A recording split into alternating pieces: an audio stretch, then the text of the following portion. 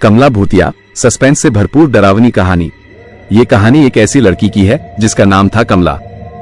वो एक सुंदर और सीधी सादी लड़की थी, लेकिन उसके अंदर एक रहस्य छिपा हुआ था, एक ऐसा रहस्य जो उसे एक भयानक राक्षस में बदल देता था।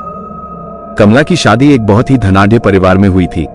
उसके ससुराल में एक विशाल हवेली थी जो बहुत ही सुंदर थी, लेकिन उसके अंदर एक अजीब सी ऊर्जा थी। रात के समय हवेली में एक अजीब सी सन्नाटा छा जाता था जो सभी को डराता था। शादी के कुछ दिन बाद ही कमला के अंदर बदलाव दिखाई देने लगे।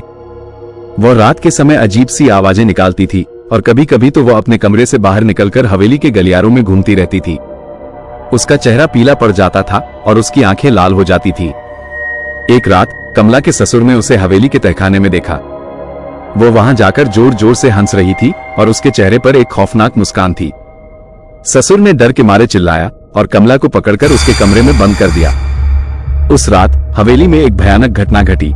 सुबह जब लोग उठे तो उन्होंने देखा कि कमला का कमरा खाली था और उसके ससुर का शव उनके कमरे में पड़ा हुआ था। कमला गायब हो गई थी और उसके बाद से हवेली में अजीब अजीब घटनाएं होने लगी।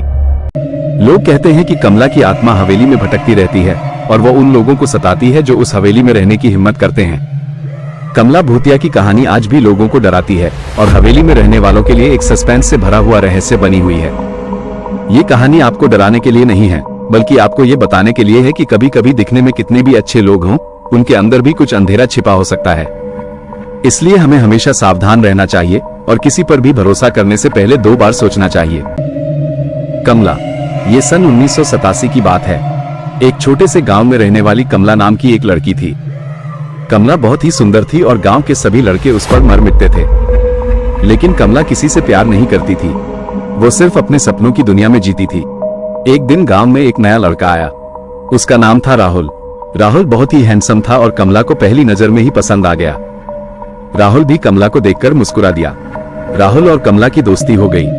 वे हर रोज मिलने लगे। राहुल कमला को बहुत प्यार करता था, लेकिन कमला उसे सिर्फ एक दोस्त समझती थी। एक दिन राहुल ने कमला से प्यार का इजहार किया। कमला हैरान रह गई। उसने राहुल से कहा कि वो उसे सिर्फ दोस्त समझती है। राहुल को बहुत दुख हुआ, लेकिन वह कमला की मजबूरी समझ गया। राहुल गांव छोड़कर चला गया। कमला को उसका जाना बहुत बुरा लगा, लेकिन वो कुछ नहीं कर सकी। कुछ समय बाद कमला की शादी हो गई। उसके पति का नाम था राजेश। राजेश बहुत अच्छा इंसान था, लेकिन कमला उसे कभी भी राहुल की तरह प्यार नहीं कर सकी। राहुल के जाने के बाद कमला के मन में एक खालीपन सा रह गया था। वह रात दिन राहुल के ख्यालों में खोई रहती थी। एक रात कमला को सपना आया।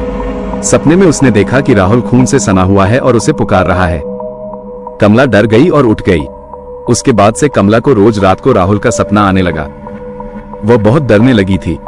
उसे लगा कि राहुल की आत्मा उसे सता रही है। एक दिन कमला को पता चला कि राहुल की मौत हो गई है। वह बहुत दुखी हुई। उसे लगा कि राहुल की आत्मा उसे सता रही है क्योंकि उसने उसे कभी प्यार नहीं किया। कमला ने राहुल की आत्मा को शांत करने के लिए कई तरह के उपाय किए, लेकिन कुछ भी काम नहीं आया। आखिरकार कमला ने एक तांत्रिक की मदद ली। तांत्रिक ने कमला को बताया कि राहुल की आत्मा को शांत करने के लिए उसे राहुल के साथ शादी करनी होगी। कमला हैरान रह गई। उसने तांत्रिक से कहा कि वह राहुल से शादी नहीं कर सकती क्योंकि वह पहले से शादीशुदा है।